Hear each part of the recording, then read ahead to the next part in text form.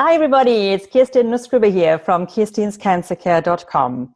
And today is a very practical demonstration. I want to teach you today how to make a really delicious smoothie. I want to talk a bit about why smoothies are important, why I love them, and why they basically form a daily regimen in my little morning routine. And also at the end of this, I want to show you how I use this information and teach you so much more in one of my programs that I really am offering at a great discount price right now. So stay tuned till the end and I can chat to you a little bit more about that then.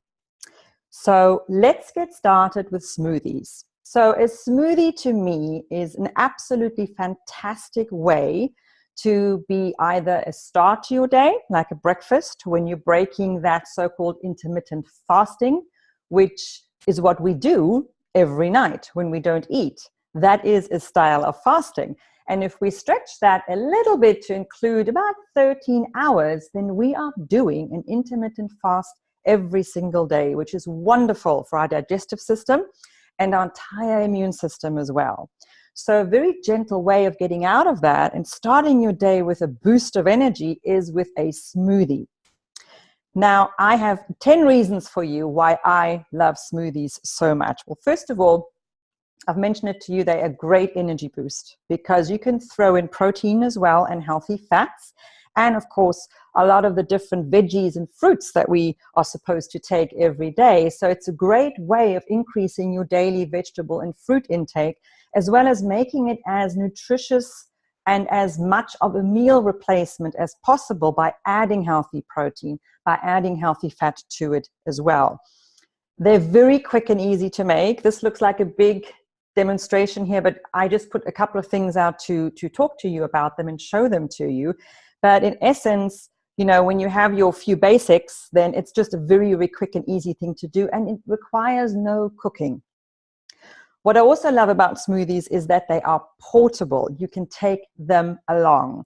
And the best thing to do is you make your smoothie in the morning and then you pour them into either a glass container or a stainless steel container and try and refrigerate it as quickly as possible, just to stay fresh. Nothing tastes more lame than a dry, or not dry, but rather a warmed up smoothie, right? They need to be crisp and cold to really taste really, really nice and crunchy. So you want to make sure that whenever you get there that you have a fridge to put the smoothie into. So one or two things about portable smoothies is they will change color over time. And that just means because some of the nutrients get oxidized, right?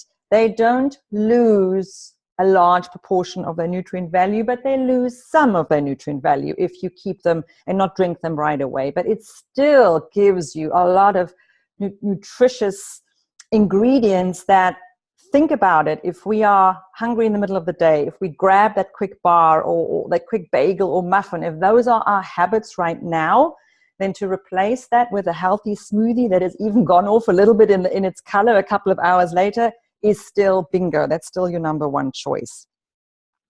Now, for us cancer survivors or even cancer patients, what I love about smoothies is that you can take them along to your treatment sessions, like chemotherapy sessions, right? Which can be a couple of hours in length. And you want to have something that you can easily digest, and you might be suffering from certain side effects like mouth sores. So a cool, refreshing smoothie is great then. And because you can pack it into a really nourishing meal and get away from the snacks that are usually offered in chemotherapy rooms or in waiting rooms. They don't agree with our anti-cancer way of eating. They're usually full of processed and refined carbohydrates and hydrogenated oils and fats and flavorants and colorants and all kinds of other things you just don't want to eat at all, let alone when we are fighting for our lives, when we are fighting cancer, right? So a smoothie as well gives me fun. It is a fun thing to do. If you look around here, you can play with texture, you can play with color, you can do what you like, right? I like vibrant colors, so that there's nothing easier to do to create a meal, a smoothie, than when you use different vibrantly colored vegetables or fruits in the right ratios, of course. And that will take me on to my next subject, ratios. So smoothies can fall into the trap of raising your blood sugar very quickly, which is exactly what we want to avoid. So how do we take care of that? Well, we look at the vegetable to fruit ratio, and we try and aim for about a 3-to-1 ratio, meaning 3 parts vegetables to 1 part fruit. That can be a rough guideline, but what I'm trying to say is just balance it out. And then the next step is we can add a lot of fiber to the smoothie. How do we do that? Well, we have our seed kingdom, and I love seeds. And as you can see, I keep them in my containers. I have chia seeds here. I have pumpkin seeds. There are sesame seeds here, sunflower seeds, and flax seeds. So I buy them raw in bulk, store them in my fridge, and I have a $20 coffee grinder. This thing I bought when we first moved to the United States, and that is 17 years ago. And my blender too, by the way. I'll talk about blenders just now. But this coffee grinder is great for nuts and seeds as well. And I use that basically every 1.5 weeks, because that's how often I need to replace my power seed mix. So all those seeds that I mentioned here to you, I grind them in here, and then I decant the ground seeds into a bowl, mix it up nicely, and store it in a glass jar in the fridge.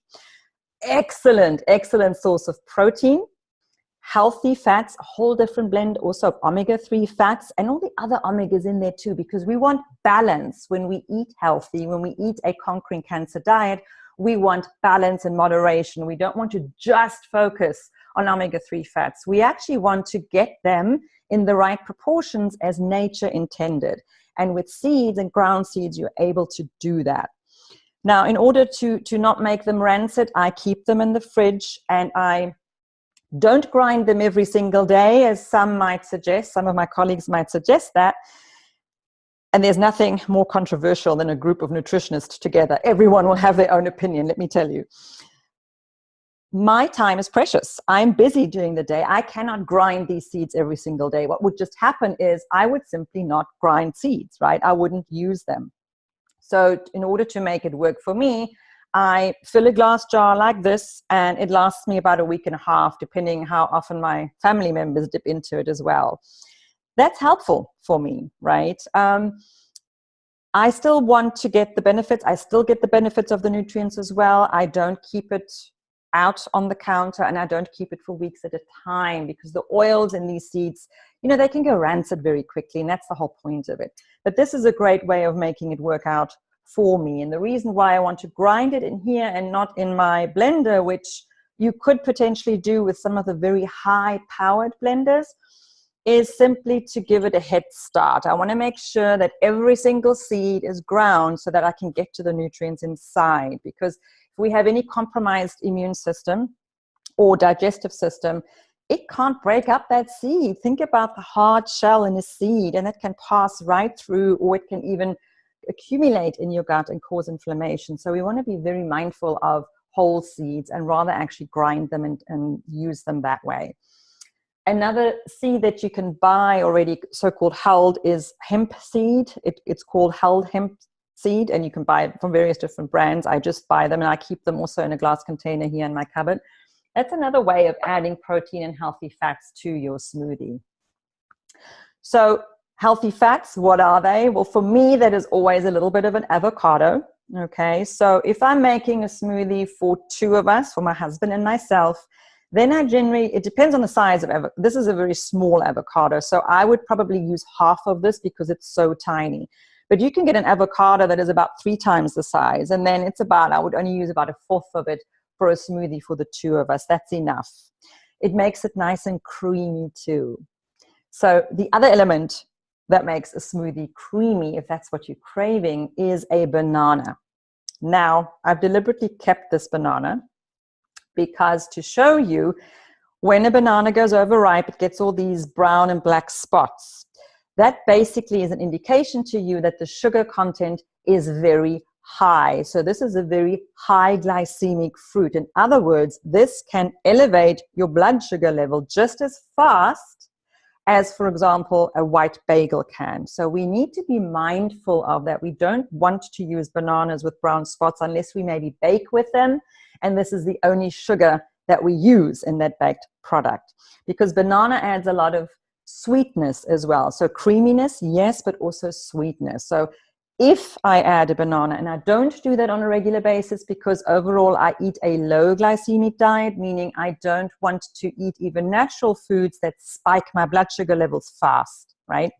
So if I use a banana, it would be maximum maybe 2, maybe 3 times a week only. And for the 2 of us, even a small banana, I would only take a quarter or half. And I only really want that for the creaminess. Sometimes I just want a bit of an extra taste. And, you know, we don't want the same old smoothie ingredients all the time. Then I usually always try and include cucumber, right?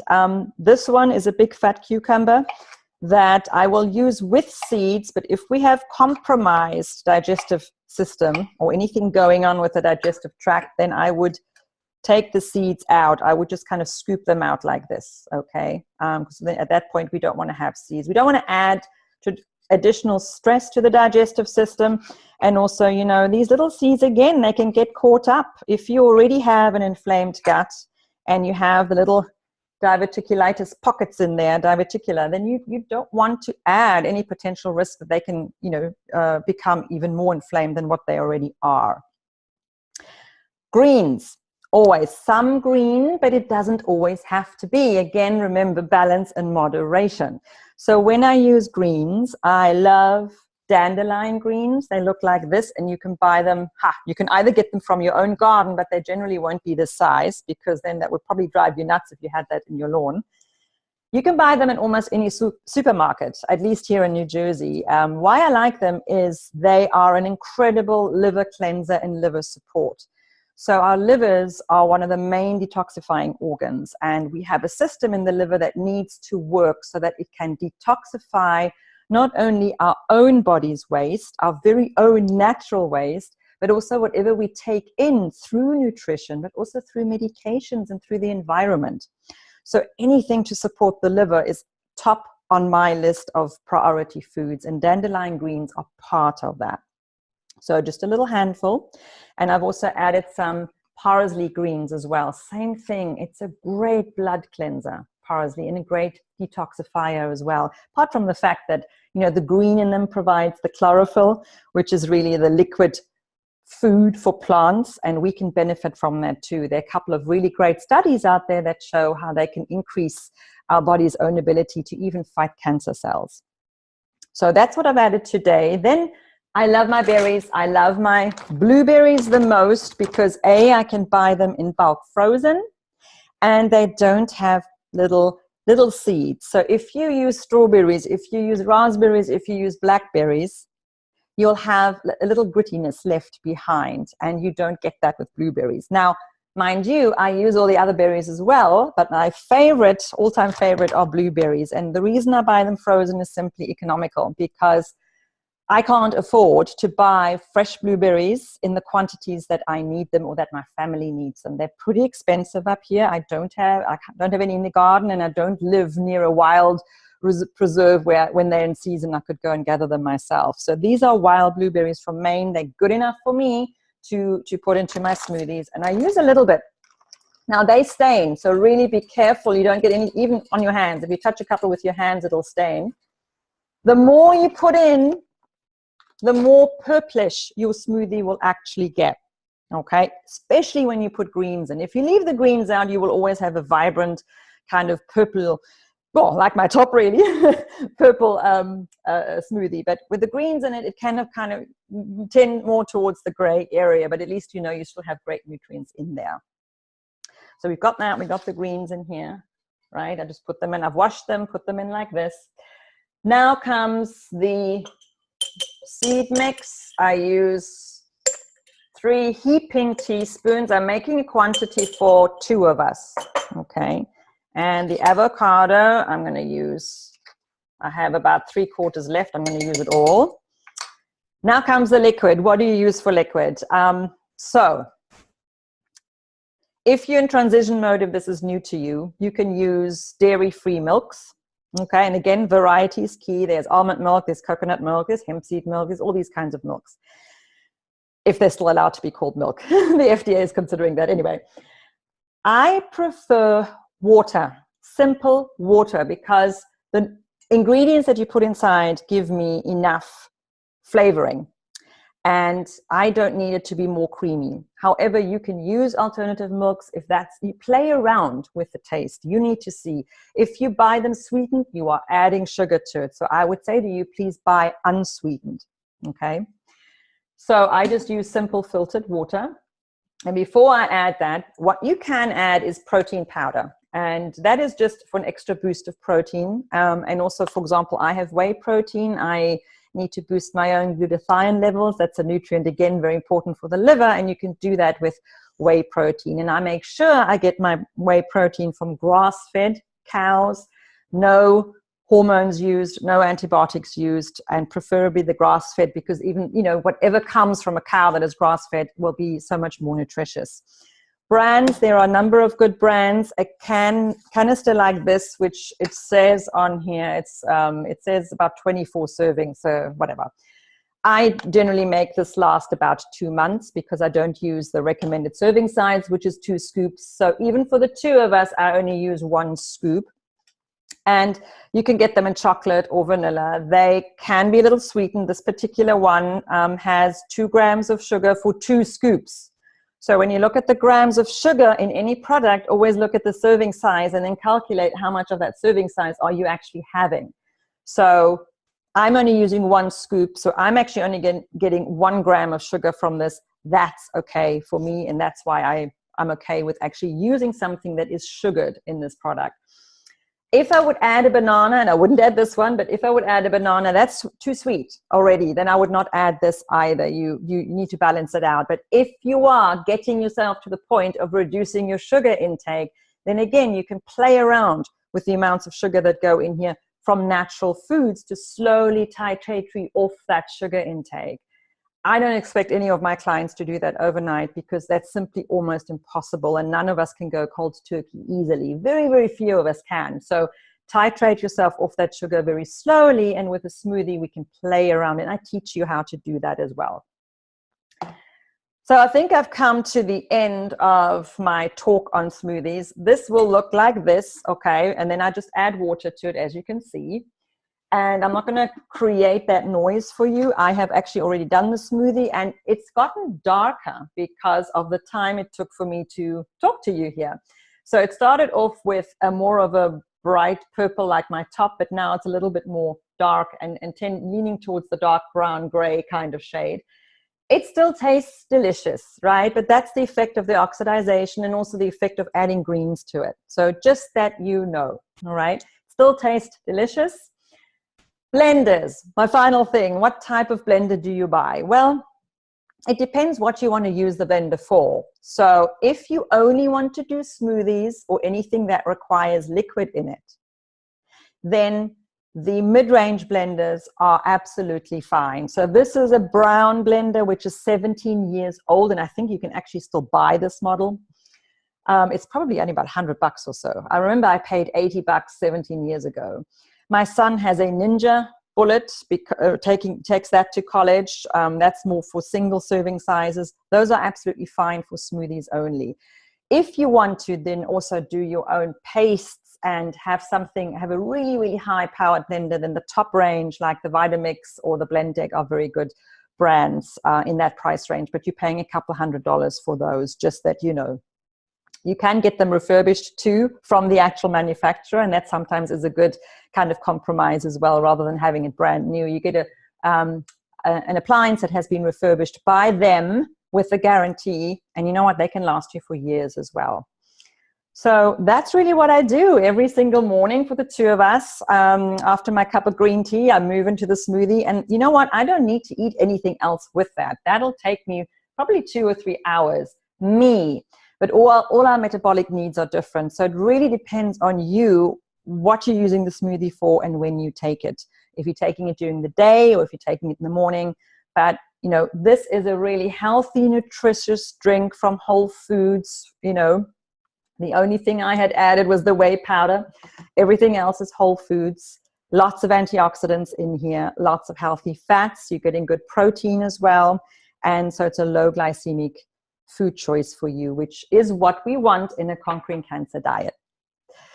If this has been helpful for you, then I take you further in my first steps to take control of your cancer care program, which is an online self-help program, which I'm offering to you at an incredible 60% discount right now. So it's $197 for this online program, which has 6 modules that you can work your way through slowly, systematically. You have access to it all the time. It's kind of a membership-based program, and you're learning lots and lots of good things about nutrition, about mindset, and emotional self-care as well. So in the comment section, or the actual URL for you to go to, it's Kirstin'sCancerCare.com. That's my website. You'll find it there. But you can also see it coming up there now, the URL, and click on that for further information for my First Steps program. And you can read up more about it and educate yourself a little bit more about it. So take care. I'm going to have a sip of this. This is really good. Yum. So take care for now. I'm going to have brown teeth right now, but that doesn't matter.